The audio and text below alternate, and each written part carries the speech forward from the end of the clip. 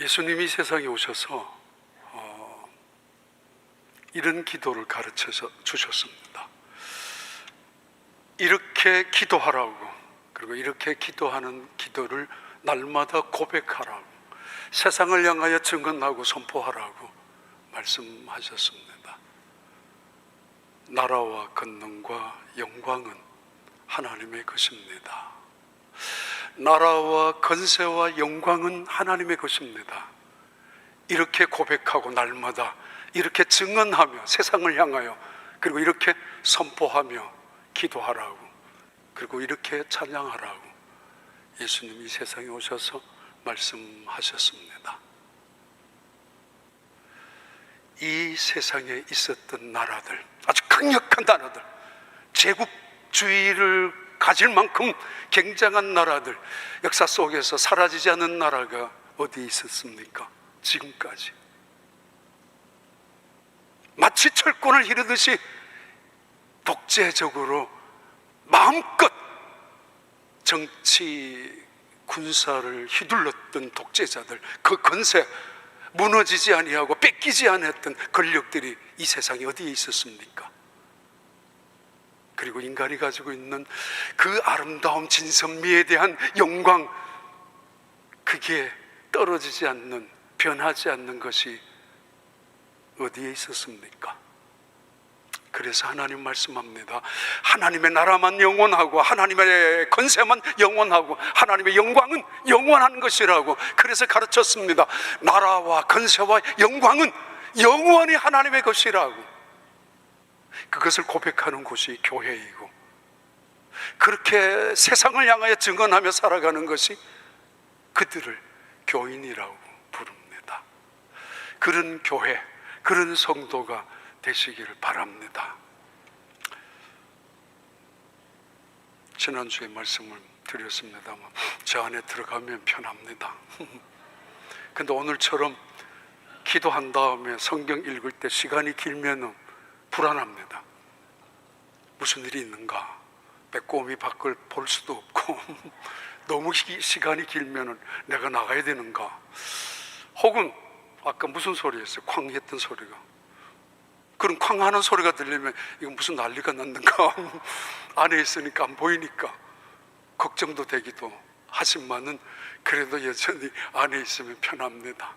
하나님하고, 하나님 오늘 또 이 말씀 안에서 한 사람이라도 하나님의 뜻을 깨닫고 일어설 수 있는 그런 시간이 되어달라고. 사실은 앞에 있을 때보다가 앞에 있으면 앞에 있는 사람들 의식이 되잖아요. 저기에 숨어 있는 건 아니지만 혼자 있으면서 마음껏 그런 기도를 할 수 있습니다. 이 세상에 요즘 2차 대전 이후에 소련이라는 나라가 있었지만 해체가 된 다음 전 세계에서 가장 강력한 나라는 미국입니다. 누가 뭐라 해도 여전히 아직까지 그 미국의 경제력, 달러의 힘은, 그리고 미국이 가지고 있는 군사력은 감히 누구도 엄두도 못 냅니다. 함께. 그리고 미국이 가지고 있는 정치력은 전 세계에 굉장한 영향력을 여전히 갖고 있습니다. 중남미에, 아프리카에 가보면은 중국에서 이 패권에 도전하기 위하여 아주 애를 쓰고 있습니다. 학교를, 다리를 건축해주고 영향력을 미치고 있는 일들이 보고 있습니다만은 그래도 여전히 미국만한 나라는 없습니다. 그런데 미국보다 더 강력한 나라가 있습니다. 세상에서 가끔은 2차 대전 때 독일의 나치의 그 히틀러의 권력, 권세, 때로는 그 옛날에 알렉산더나 나폴레옹이 가지고 있는 그 장군들의 황제 이름을 칭호해서 가지고 있었던 그 권세들 굉장했습니다. 그런데 이 권력, 권세보다도 더 큰 권력을, 권세를 갖고 있는 곳이 있습니다. 가끔씩 경치 좋은 아름다운 곳, 가끔씩 인간이 만든 역사적인 흔적들, 자취들 가보면은 자연의 웅장함이나 섬세함이나 아름다움에 경탄을 하고 인간이 남겨놓은 유물 앞에서, 그 업적 앞에서 생각도 못할 만큼 굉장히 감격해 할 수도 있습니다. 그러나 이보다 더 아름다운 곳이 있습니다. 그것을 교회라고 부르고 있습니다. 지금까지 교회는 이 세상에서 어떤 권력가도 어떤 나라도 또 어떤 아름다움도 흉내낼 수 없는 곳이 교회였었고, 어떤 독재자들이 무력을 통해서 탄압하고 심지어 교회를 불질르고 성도들을 죽이고 순교를 당했다 할지라도 교회는 지난 2000년 동안 없어지지 않았습니다. 핵무기 하나 없었고 칼, 창, 그런 군사력이 하나도 없었지만은 교회만큼 강한 곳은 없었습니다. 그 나라는 아직까지 교회는 존재하고 있기 때문입니다. 교회 같은 힘, 세상을 변화시킬 수 있는 힘 없습니다. 세상의 어느 과학자가 문명을 바꾸고 어느 대단한 그 지혜 같은 많은 사람들이 문화의 질을 높일 수도 있었겠지만은 세상을 변화시키는 정말 그들의 영혼을 향하여 구원을 전파해 준 곳은 없습니다. 교회입니다. 교회에 있는 성령의 역사, 교회에 있는 복음의 역사, 교회가 가지고 있는 십자가의 그 역사, 그 역사를 통해서 말씀이 선포되고, 그 역사를 통하여 그리스도의 보혈이 흘러가고, 그 역사를 통하여 성령님의 감동을 통해서 이루어지는 그 교회는 어떤 나라보다도, 아니 어떤 나라도 비교할 수 없는 하나님의 나라, 영원한 하나님의 나라이며 어떤 권세도 짓밟을 수 없는 하나님의 능력이 나타나는 영원한 하나님의 권세의 교회입니다. 그리고 그 영광은 하나님의 임재, 거룩하신 하나님의 임재가 나타나는 그곳을 교회라고 하는, 어떤 대통령궁이나 황제의 궁이나 비교할 수 없는 곳이 교회입니다. 그들이 모여있는 건물이 아니라 예배를 드리는 곳을 교회라고 하고, 또 모여서 그 나라와 권세와 영광은 영원히 하나님의 것이라고 고백하는 그들을 교회라고 부르는 것입니다. 우리 교회 지난 44년 동안 함께 하셨던 하나님, 새로운 또 다른 계속적으로 그 하나님의 나라와 하나님의 권세와 하나님의 영광이 떠나지 아니하는 이 세상을 향하여 증언하고 선포하는 교회로 하나님이 축복하여 주실 줄로 믿습니다. 아니, 여러분이 바로 그런 교회로 세상을 향하여 살아가게 되기를 바랍니다. 동이 트는 새벽 아침에 예수님이 밤새도록 빈 그물을 내리고 있었던 제자들을 찾아오셨습니다. 그리고 말씀하셨습니다. 얘들아, 오른편에 그물을 내리라고.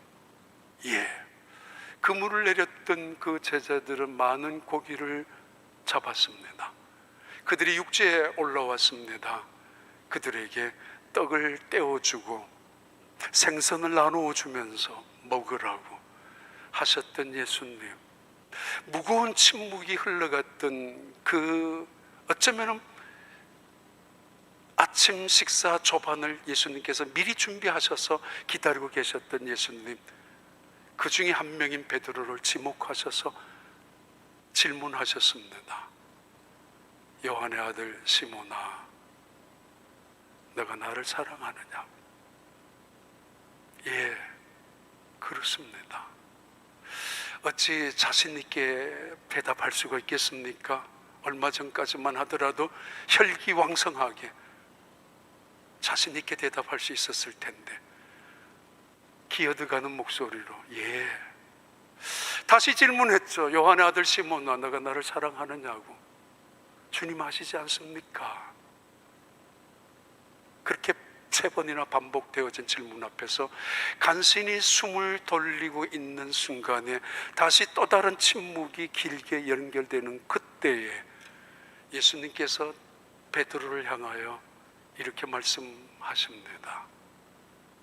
그것이 오늘 본문의 시작이고, 요한복음을 기록한 사도 요한의 의도대로 마지막 이 땅에서 예수님께서 제자들이 하셨던 말씀이기도 합니다. 요한복음 21장 18절의 말씀입니다. 내가 진실로 진실로 내게 이르노니 내가 젊어서는 스스로 띠띠고 원하는 곳으로 다녔거니와 늙어서는 내 팔을 벌리리니 남이 내게 띠띠우고 원하지 아니하는 곳으로 데려가리라. 예수님 말씀하십니다. 첫 번째 어떤 주제를 단다면은 내가 매는 내 인생의 띠에서 하나님이 묶어주는 띠의 인생으로의 변화, 전환, 터닝 포인트의 하나의 그 지점을 예수님께서 말씀하시고 계십니다. 너가 젊었을 때는 스스로 띠를 띠고 스스로 원하는 곳으로 가서 스스로 결정하고 스스로 선택하고 스스로 다녔고 먹고 싶은 거 먹고 사고 싶은 거 사고 가고 싶은 거 마음껏 살았지만은 이 말씀을 하시는 순간에 베드로는 순식간에 주마등처럼 지난 3년 동안 혹은 그 이상의 지금까지 살아왔던 그 인생 속에 지나간 일들이 주마등처럼 스쳐갑니다. 한때는 혈기를 부리며 살았었죠. 바로 며칠 전에 예수님을 잡으러 왔던 그들 앞에서 기도해야 될 순간에 잠을 자고 있었던 이 베드로, 엉겁결에 일어나서 칼을 빼들고 말고의 길을 쳤었던 이 베드로, 예수님 말씀하셨습니다. 칼을 꽂으라고, 집에다가 넣어놓으라고. 혈기를 부리는 자는 혈기로 망하게 될 것이라고, 검을 쓰는 자는 검으로 망하게 될 것이라고. 혈기를 앞세웠던 이 베드로, 어느 날 예수님께서 바다 위를 건너 걸어오실 때 이 베드로가 당당히 이야기했죠. 만약에 당신이 예수님이라면 나한테 한번 명령하시라고, 나도 이 물 위를 걸을 수 있도록. 그는 배 밖으로 나와서 물을 걷기 시작합니다. 물 위를. 오기였죠. 당신이 하는 일이라면 나도 할 수 있지 않느냐라고. 얼마 전에도 예수님 이름으로 능력을 행하기도 했었으니까. 그 순간 그는 바닷속에 빠지고야 맙니다. 오기를 앞세우고 살아가는 그 인생, 자기 덫에 걸리고 자기 의의를 드러내려고 하는 그 인생, 자기 함정에 빠지고야 만다는 사실을 생생히 기억했었죠. 그러면서 주를 향하여 주님 살려주세요, 꺼져가는, 빠져가는 그 베드로를 건져주셨던 예수님. 불과 하루도 전에 객기를 부리고 있었죠. 예수님이 십자가를 지시겠다고 하니까 가로막아서 안 됩니다, 그런 일이 있어서는 절대로 안 됩니다, 내가 야심이 있고 내 목적이 있고 내 계획이 있고, 그래서 내가 원하는 일을 위하여 당신을 따라왔는데 무슨 말입니까? 그리고 설마 누군가가 당신을 체포해서 죽인다 할지라도 나는 당신의 목숨을 지킬 거야 말 것입니다. 진심이었을 것입니다만 한때 객기를 부리는 그의 태도이기도 합니다. 불과 하루도 지나지 않아 그는 무참하게 깨어지고 맙니다. 예수님 등 뒤에서, 예수님의 면전에서 너 저분하고 같은 당 아니냐고. 아닙니다. 너 저 사람 따라다니고 있지 않았느냐고. 아니라니까요. 아니 너 당신 분명히 말투를 보니까 갈릴리 사람인데. 아니라니까. 침을 뱉고 맹세하고 저주까지 쏟아내었던 이 베드로, 한때는 스스로 살아보려고 띠를 띠고 원하는 생각대로 할 수 있다라고 자신만만했었던, 그래서 객기도 부렸던 그 베드로이지만은 무참하게 깨어지고 말았습니다. 순식간에 오버랩이 되죠. 예수님 앞에 무엇을 감출 수가 있습니까? 이 세상 살아가면서 어떤 분들 그런 이야기해요. 내 힘으로 살아가려고 애를 썼는데, 바둥바둥 그리며 살아왔는데, 내 의지대로 열심으로 땀 흘리며 노력하며 살아왔는데 알고 보니 내 원대로 이루어진 것은 하나도 없다고. 맞죠? 내 뜻대로 이루어진 건 하나도 없었다고. 괜히 고생하고 괜히 아둥바둥 살아왔는 것뿐이라고. 불안하고 두려움 뿐이었다고. 염려하고 걱정하는 것뿐이었다고. 내 생각대로 된 거 하나도 없었다라고. 맞아요. 젊었을 때는 그렇게 살아갔지만은 예수님께서는 그 말씀을 빨리 전환해서 이렇게 말합니다. 나이가 들면은 세월을 의미하겠죠. 나이가 들면은, 연세가 들면은 생물학적인 의미도 이야기하겠죠. 나이가 들면은, 노인이 되면은 무력감에 사로잡혀서 힘이 빠질 거라는 것도 암시하고 있겠지만은 그 시간적인 의미를 훨씬 뛰어넘는 영적인 의미 속에서도 말씀합니다. 너가 변화된다면, 너가 철이 든다면, 너가 이제 더 이상 혈기로 살지 않는다면 이제 누군가가 너를 띠를 묶어서 너가 원치 않는 곳으로 끌고 갈 거야. 이끌고 갈 거야. 너가 두 팔을 벌리면 누가 와서 너에게 띠를 묶을 것이야. 꽤 오래전에 목사님들 모였는 자리에 테이블을 같이 앉았던 어떤 달라스에 계셨던 목사님입니다. 달라스 대학교 교수 부부였는데 두 분 다 40대 후반입니다. 남편이 무슨 일 끝에 아내를 총으로 살해하고, 한국 사람입니다. 그리고 자기도 죽고, 아마 기억을 하실 것입니다. 꽤 오래전에. 그리고는 집을 불을 질렀습니다. 그 집 마련하려고 얼마나 애를 썼을 것이고, 그 집 좋은 집, 큰 집이라고 자랑도 했었을 텐데 그 집 불로 태웠습니다. 5살짜리 아이가 밖에서 울고 있었습니다. 딸아이가. 테이블에 있었던, 그 이야기가 나왔는데 테이블에 있었던 목사님이 이렇게 이야기를 했었죠. 그분들 우리 교회 다녔던 분들이라고. 은혜 많이 받았고, 은혜 받으면 눈물을 흘리고 나갔었던 분들이고, 그리고 봉사도 열심히 했다고.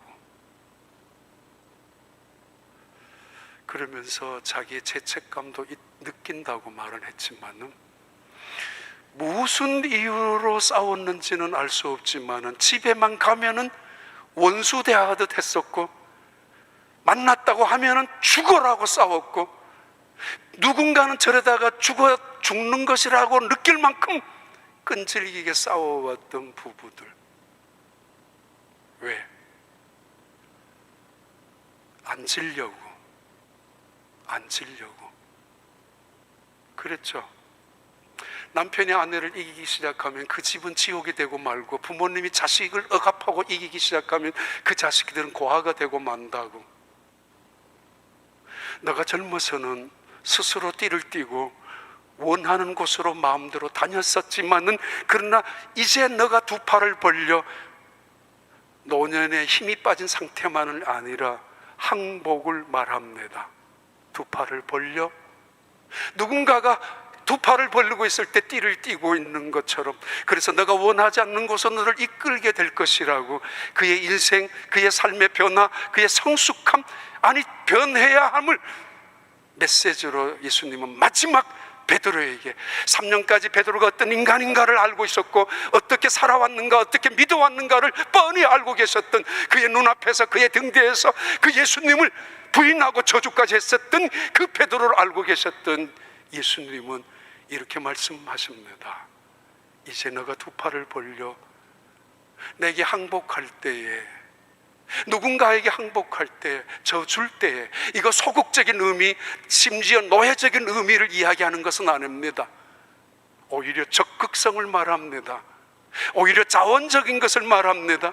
억지로 끌려온 오리의 인생 속에서 남은 인생도 죽지 못해 끌려가듯이 노예적으로 살아가는 의미를 말하는 것이 아닙니다. 누군가가 왼밤을 돌려댔을 때 억울하다고 피해자라고 엉엉 울면서 할 수 없이 오른뺨을 왼뺨을 다시 돌려댈 수밖에 없는 인생을, 그래서 나는 피해자라고 살아가는 인생이 아니라 스스로가 돌려주는 것입니다. 자원합니다. 감사합니다. 두 팔을 벌립니다. 항복합니다.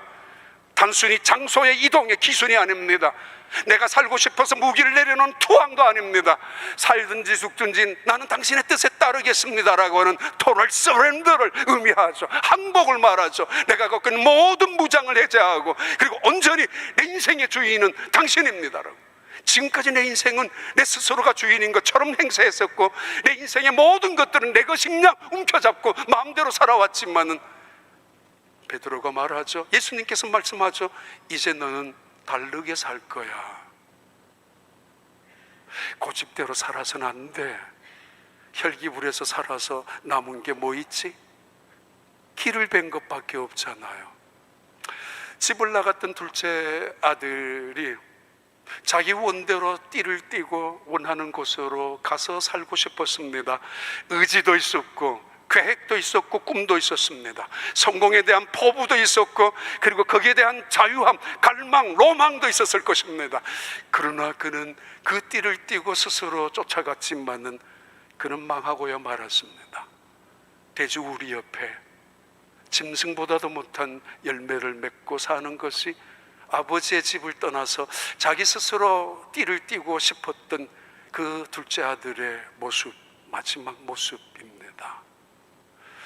그가 두 팔을 벌려 자존심 상할 수도 있겠죠. 아닙니다. 이제 살려줄 것이고 죽일 것인가는 오직 아버지의 처분에만 달려 있습니다. 내가 종이 되든 아들이 되든 그 모든 결정권은 아버지에게 달려져 있습니다. 두 팔을 벌렸습니다. 지는 것이 하나도 아쉽지 않습니다. 자존심 상할 수도 없습니다. 이미 죽어야 될 사람이었지 않습니까? 두 팔을 벌려 아버지 집에 왔을 때 아버지는 그의 옷에 띠를 띄워줍니다. 새 옷을 입혀주고 새 신발을 신기고 잔치를 벌여줍니다. 여호와는 나의 목자시라고 고백했었던 다윗은 자기 스스로가 띠를 띠고 인생을 살아가는 것이 아니라 하나님 앞에 맡기면서 살아갈 때에 결국은 하나님은 그를 푸른 초장으로 맑은 시냇물로 이끌어 주시고 인도하시고 때로는 사망의 음침한 골짜기로 다닐지라도 결코 두려워하지 않았던 이유는 주께서 함께 하시기 때문입니다. 너무 고집부리면서 내 뜻으로 해야 되고 그래야만 평안하다라고 살아가는 인생에서 베드로는 바뀌기 시작합니다. 그 베드로가 말년에 노년에 이렇게 고백합니다. 베드로전서 4장 7절 11절까지 말씀인데 봐요. 만물의 마지막이 가까이 왔으니 그러므로 너희는 정신을 차리고 근신하여 기도하라. 무엇보다도 뜨겁게 서로 사랑할지니 사랑은 허다한 죄를 덮느니라. 서로 대접하기를 원망 없이 하고 각각 은사를 받은 대로 하나님의 여러 가지 은혜를 맡은 선한 청지기 같이 서로 봉사하라. 만일 누가 말하려면 하나님의 말씀을 하는 것 같이 하고 누가 봉사하려면 하나님이 공급하시는 힘으로 하는 것 같이 하라. 이는 범사에 예수 그리스도로 말미암아 하나님이 영광을 받으시게 하려 함이니 그에게 영광과 권능이 세세에 무궁하도록 있느니라. 아멘. 베드로의 증언, 베드로의 선포입니다. 만물의 마지막이 가까웠으니 그러므로 깨어 근신하여 기도하라. 무엇보다도 서로 사랑할지니 사랑은 허다한 죄를 덮는다. 너희가 만약에 말하려면은, 너희가 만약에 봉사한다면은, 너희가 만약에 이 세상을 살아간다면 언제나 하나님이 주시는 힘으로 하라고. 우리를 띠를 띠는 것은 우리를 구속하고 우리를 속박하는 것이 아니라 하나님이 우리를 축복해 주시는 공급줄이고 우리를 살려주시는 생명줄이란 사실을 베드로는 경험한 것입니다. 하나님이 나를 띠를 띄우는 것, 때로는 세상을 향하여 달려가고 싶을 때 묶어놓는 속박의 줄처럼 보일 수도 있겠고, 때로는 끊어버리려고 하는 유혹 속에서도 끊을 수 없는 그리스도의 그 생명줄이란 사실을 베드로는 깨달았습니다. 그래서 이 줄이야말로, 나를 띠를 띄우는 이 줄이야말로 나를 포로로 삼아서 노예처럼 부리기 위한 것이 아니라 하나님의 은혜와 지혜와 능력과 그 영광을 공급해 주시는 축복이며 나를 살려주시는 생명의 띠라는 사실을 깨달았습니다. 그래서 선언하고 있죠. 너무 젊은 혈기로만 살지 마십시오. 아니, 연세가 들어도 젊은 혈기 그대로 자랑할 필요 없습니다. 이제는 성령의 힘으로 살아가셔야 하고, 이제는 믿음으로 살아가셔야 하고, 이제는 생기, 은혜로, 축복으로 살아가시는 여러분이 되기를 바랍니다. 19절 다시 봐요. 19절, 21장 19절의 말씀입니다. 이 말씀을 하심은 베드로가 어떠한 죽음으로 하나님께 영광을 돌릴 것을 가리키심이로라. 이 말씀을 하시고 베드로에게 이르시되 나를 따르라 하시니 예수님 말씀하십니다. 내가 젊었을 때는 스스로 띠를 띠고 원하는 곳으로 다녔지만은 그러나 이제부터는 다시 이야기하죠. 너가 원하지 않는 곳으로 내가 데려갈 수도 있어. 이 말씀을 하신 이유, 의미는 그가 어떻게 그의 죽음을 통하여 하나님께 영광을 돌릴 것인가, 그 사실을 예언했었던 말씀이라고. 요한은 이때 사건 이후에 적어도 30년 혹은 40년 혹은 그 이상 50년이 지난 다음에 이 요한복음을 기록했지 않습니까? 그는 알고 있습니다. 베드로가 어떻게 죽었는지. 그리고 그는 믿고 있습니다. 그의 죽음이 얼마나 영광스러운 죽음이었는지를 듣고 있었고 알고 있습니다. 그래서 기록하고 있죠. 그의 죽음이 하나님의 영광으로 변할 것을 예언했던 말씀이라고.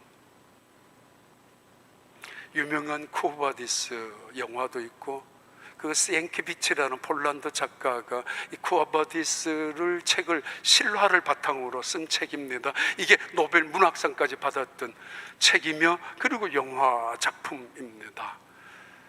리디아라라는 한 여자, 이웃나라의 공주였지만은 포로로 끌려와서 로마의 유명한 호민관 집에 딸처럼 입양되어서 살고 있는 그 리디아를 비키니우스라는 또 다른 전쟁 유명한 장군이 그 집에 왔다가 그 여인을 만나게 됩니다.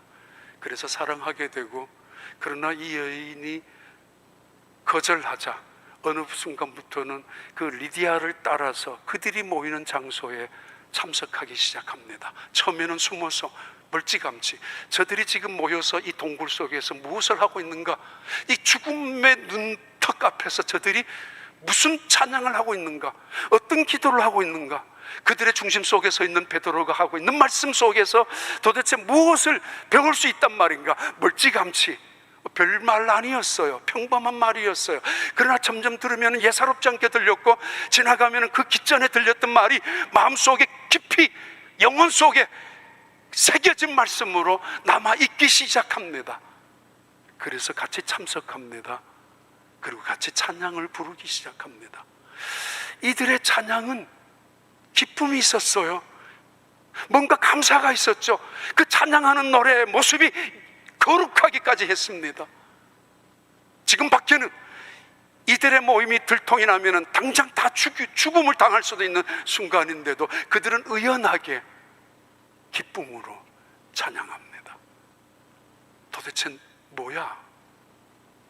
그들이 드리는 기도를 보면은 그냥 형식적이고 습관적인 기도가 아니라 얼마나 간절하고 뜨거웠는지, 마치 하나님이 살아계신 것처럼, 앞에 계신 것처럼, 부활하신 예수님께서 다시 여기 계신 것처럼 그들은 기도를 하고 있었습니다. 이게 뭐야? 하나님은 눈에 보이지 않고 예수님은 지금 그 앞에 계시지도 않는데. 그리고 그들이 모여있는 장소는 카타콤이라는 수많은 시신들이 줄비하게 안치되어 있는 지하 동굴입니다. 응해질이라고 손바닥으로 긁어낼 만큼 처음에는 부드러운 흙들이, 그래서 아무 도구 사용하지 않고도 굴을 만들고 지하 4층까지 내려갔대죠. 그리고 길이 20km까지 연장하게 되죠. 온갖 미로를 만들어서 쉽게 들어오지 못하고, 들어오더라도 들키지 않을 만큼 그들은 그런 교통 도로까지 만들어 놓은 사람들. 그러나 시간이 지나면은, 공기가 접촉되면은 그 응해질은 돌보다도 더 단단하게 바위처럼 굳어져 버려서 길이 거주지로 만들 수도 있는 그런 지하 동굴 카타콤베. 썩어가는 시신의 냄새만이 아니라 그 냄새는 석회질에서 나오는 걸로 통해서 정화가 되고, 썩어가는 그 물도 또 정화가 되면서 그들은 그 시신 앞에서 찬양했었고, 죽음을 직시하고 있었고, 죽음과 함께 있었던 그 사람들. 지금 비니키우스라는 이 호민관도 사랑하는 여자를 따라와서 만났지만은 그들은 조금도 죽음을 두려워하지 아니하고 있는 모습이었습니다. 예수님이 베드로에게 말씀하셨습니다. 너의 죽음이 영광으로 이루어질 것이라고. 단순히 베드로의 죽음이 영광으로 변한다는 사실만을 언급한 것이 아니라 그 제자들에게도, 그리고 오늘 예수를 믿는 우리 온 세상의 모든 기독교인들을 향하여서도 던져주시는 메시지입니다. 죽음에서 영광으로. 그 자리에서 어제 저녁에도 다시 한번 영상을 봤습니다. 짧은 영상들, 토막토막한 영상 중에서 사람들이 베드로에게 말했습니다. 선생님, 떠나가세요. 지금 네로가 광기를 가지고 기독교인들 잡아서 죽이려고 하고 있고, 수많은 사람들이 지금 단두대에 끌려갔고 사자굴 속에 끌려갔고 경기장에서 지금 죽어가고 있는데, 베드로 선생님, 당신은 조금 더 계셔야 합니다. 우리에게 힘이 되어야 되고 조금 더 계시면서 그들을 지켜주어야 합니다. 그래서 그의 피신을 권유했었고, 그 권유를 받아들여서 베드로는 로마를 떠나갑니다. 그 순간 떠나가는 그 베드로 앞에 멀리에서 큰 빛이 비춰오는데, 그 빛 속에 눈이 부셔서 확실하지는 않지만은 예수님이 걸어오시고 계셨습니다. 가까이 다가올수록 이 베드로는 깜짝 놀랍니다. 그 황홀한 순간에, 그 감격의 순간에, 그 엄청난 예수님을 만나고 있는 순간에, 예수님은 부활하셨고 40일 동안 계셨던 예수님은 그리고 승천하셨는데, 승천하신 이후에 다시 20년 30년 또 다시 시간이 이후에 그 예수님이 나타나셨다고요. 로마에. 그 자리에서 베드로가 무릎을 꿇죠. 그리고 그분 발 앞에서 땅에 입을 맞추고 있죠. 그러면서 두 손을 들고 주님 외치죠.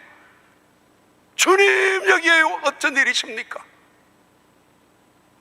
감격의 참 마음으로, 그리고 두려움의 참 마음으로 그러면서 묻죠. 쿠오바디스 도미네, 쿠오바디스 도미네. 주님, 어디로 가십니까? 지금 어디로 가십니까? 그 책에 이렇게 나와요. 너가 등을 지고 너가 버린, 예수 믿는 내 양들을 너가 버리고 떠난 그곳에 내가 가야 하지 않느냐? 너가 살려고 몸을 피하고 있는 이 자리, 너가 등을 돌리고 떠나가고 있는 그 자리에 내가 다시 가서 내가 십자가를 다시 져야 되지 않겠느냐? 베드로 복음 35장에도 야사에도 나오는 이야기이기도 합니다. 그리고 그 소설책에도 기록되어 있는 이야기입니다. 너가 내 양을 버리고 떠나왔는데 내가 어찌 그들을 돌아보지 않겠느냐고. 이때 베드로가 주님을 향하여 두 손을 들죠. 주님, 알겠습니다. 그러면서 돌아가죠. 그의 죽음이 어떻게 영광으로 변할지 그것을 예언해 줬던 말씀이고, 동시에 우리를 향하여 던져주시는 말씀입니다. 이 땅이 끝이 아니고 여기가 전부가 아니고 죽음이 마지막이 아니라는 것. 초대교회 교인들 어떻게 강력한 힘을 가질 수가 있었고, 초대교회 공동체 어떻게 세상이 그들을 짓밟을 수도 없을 만큼 무서운 힘을 가지고 있었고, 아니 그들 몇백 명밖에 안 되었던 그 교인들이 2000년이 지난 지금까지 이 세상을 향하여 변화와 생명과 영광을 증거할 수 있었습니까? 죽음 너머의 세계를 보고 있었고, 죽음 너머의 영광의 세계, 영원한 하나님의 나라, 영원한 하나님의 건세, 하나님의 능력, 영광을 눈에는 안 보였지만 보고 있었고, 손에 안 잡혔지만 마치 잡고 있는 것처럼 믿고 살았던 그들이었기에 사자 앞에서도 의연함께 찬송을 불렀고, 죽음 앞에서도 조금도 두려워하지 아니하고 하나님을 찬양하고 있었던 그들, 그 공동체가 이 세상에 무엇도 짓밟을 수 없는 위대한 공동체였고 교회였습니다.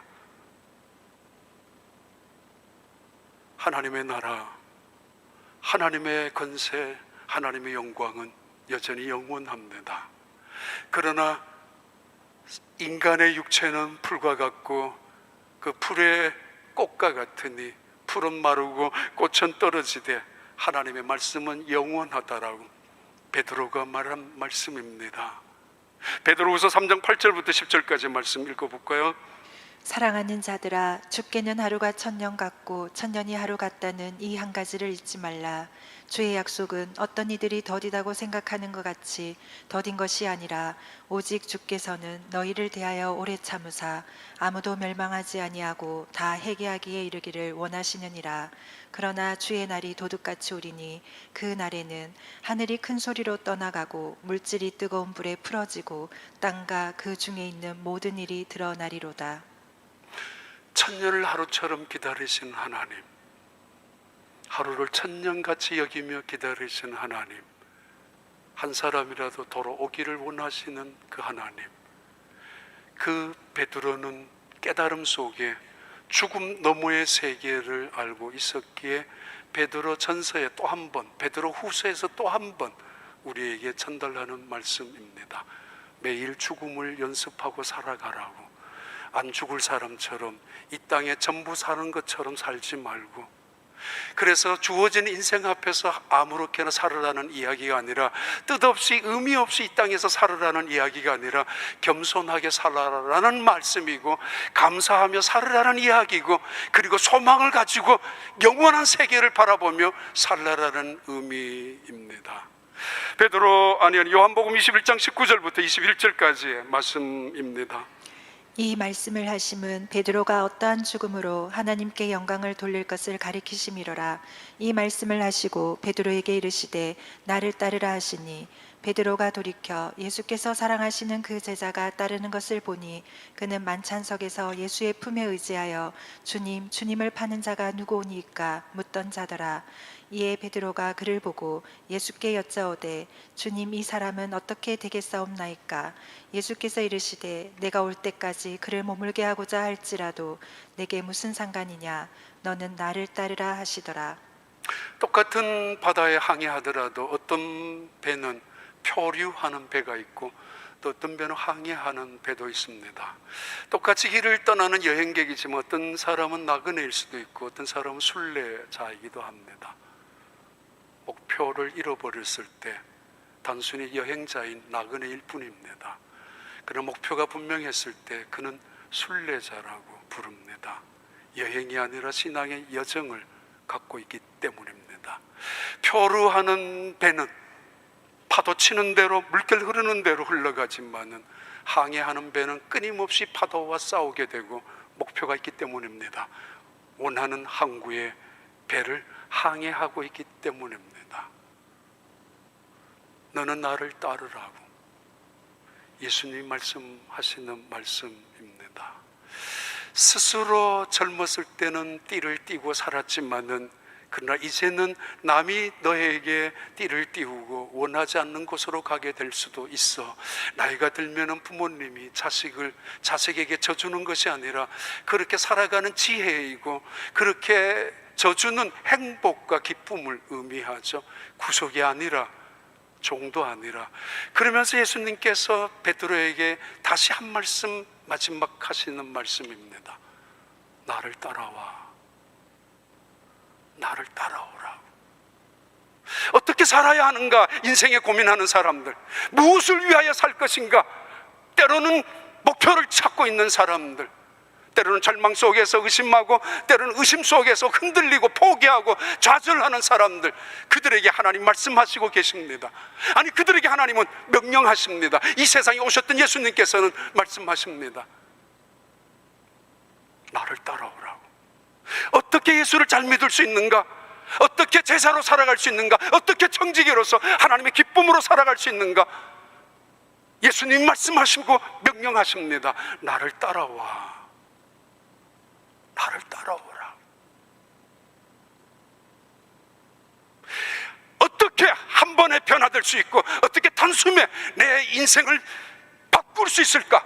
새롭게 시작할 수 있을까? 그들을 향해서도 예수님이 대답하십니다. 나를 따라와.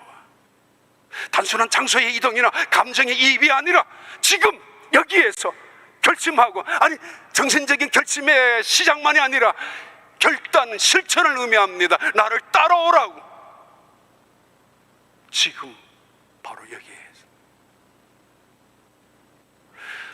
수만 번 우리는 결심도 하고 감정적으로 하나님 앞에 두 팔도 벌렸었지만은, 그러나 따르는 순간에 우리는 놓쳐버리고 맙니다.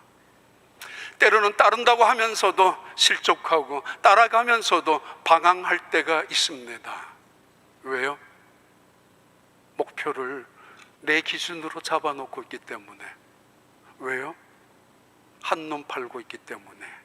세상이 좋아서 달려가고 세상의 것을 욕심내서 거기에 눈이 어두워서 때로는 쫓아가던 하나님을 놓쳐버리고 길을 잃어버릴 때가 있다는 것입니다. 정말 예수님을 똑바로 따라간다면 길 잃어버릴 염려가 없는 것이 그리스도인들이고 우리의 신앙입니다. 왜요? 그분은 길이잖아요. 그리고 그분은 어떤 호기로 우리를 향하여 날만 따라와 내가 책임줄게 라는 이야기가 아니라, 그분에게는 대책, 대안, 그리고 그분에게는 계획, 그리고 그분에게는 능력까지 있습니다. 때로는 우리가 알지 못하는 낯선 길에 들어간다 할지라도, 때로는 우리가 위험한 길에 있다 할지라도, 바다, 광야, 사막이 있다 할지라도 바다에 길을 내리시는 하나님, 광야에 새 길을 만드시는 육지같이, 아니 때로는 사막에 샘물을 내시는 그 하나님이 따라오라고 말씀하셨습니다. 너의 생각을 버리고 따라오라고, 너의 고집도 내려놓고 따라오라고. 지금 예수님이 이 베드로에게 하는 말씀입니다. 아니 베드로 가만히 생각하니까 꼭 왜 나만 이렇게 힘들게 살아야지? 왜 꼭 나한테만 예수님이 이렇게 말씀하시지? 사랑하느냐고 몇 번이나 물으셨고, 다시 나를 너는 이제 원치 않는 곳으로 가게 될 거야. 때로는 어떻게 보면은 이건 자유를 구속하는 것 같고, 이건 윽박 지르는 같은 협박일 수도 있는데 왜 나만 이렇게 하느냐라고. 다른 사람들은 편하게 믿고 다른 사람들은 가고 싶은 거 다 하고 하고 싶은 거 다 하는데 왜 나만?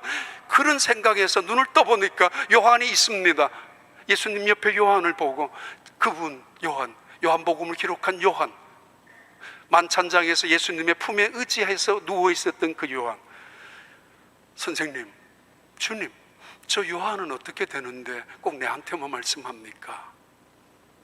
예수님 다시 말씀합니다. 신경 쓰지 마. 오해하시면 안 됩니다. 남이야 어떻게 되든 말든, 남이야 죽든 말든, 나만 살아도 되고 나만 은혜만 받아야 된다는 이야기가 아니라, 비교하지 말라는 거죠. 상대적인 게 아니라는 거죠. 이거는 절대적이라는 거죠. 너는 나를 따르라. 너만 나를 따르라고. 이 말씀 안에 모든 문제의 해답이 있습니다. 왜냐하면 나를 따르라는 이 말씀은 동시에 내가 너와 함께 할 거야 라는 말씀을 생략하고 있기 때문이고, 아니 어쩌면 포함하고 있기 때문입니다. 아브라함에게 말씀하셨던 하나님, 너가 어디로 가든지 내가 너와 함께 할 거야. 이삭과 야곱과 요셉과도 끊임없이 약속하셨던 하나님, 내가 너와 함께 할 거야. 그러니까 나만 믿고 따라오라고.